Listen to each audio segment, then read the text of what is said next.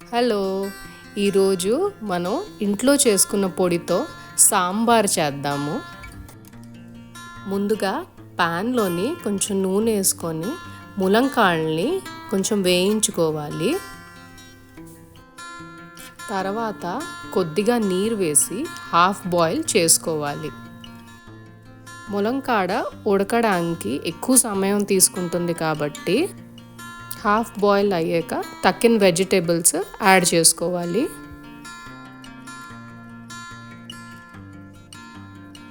తర్వాత తగినంత నీరు, ఉప్పు వేసేసుకొని మనం మూత పెట్టేసుకోవచ్చండి. క్యారెట్స్, ముల్లంగిలు పల్చగా తరుక్కుంటే మన సాంబార్కి బాగుంటాయి.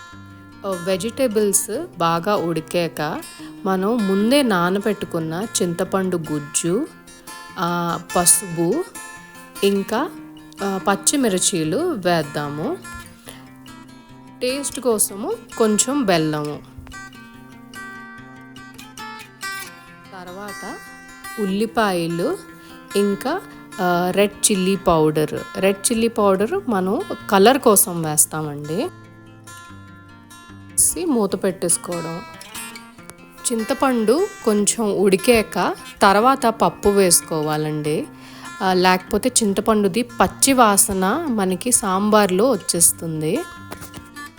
ముందుగా చేసుకున్న 2 చెంచాల సాంబార్ పొడిని మనం నీళ్ళల్లో కలుపుకొని తర్వాత సాంబార్లోని మనం కలిపేసుకోవాలి.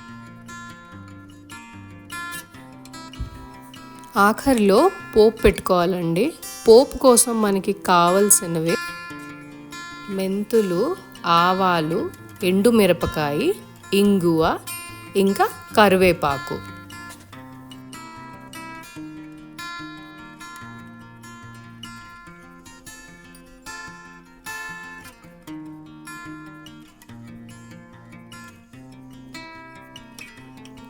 పోపు వేగాక మనం సాంబార్లో కలిపేసుకోవాలి.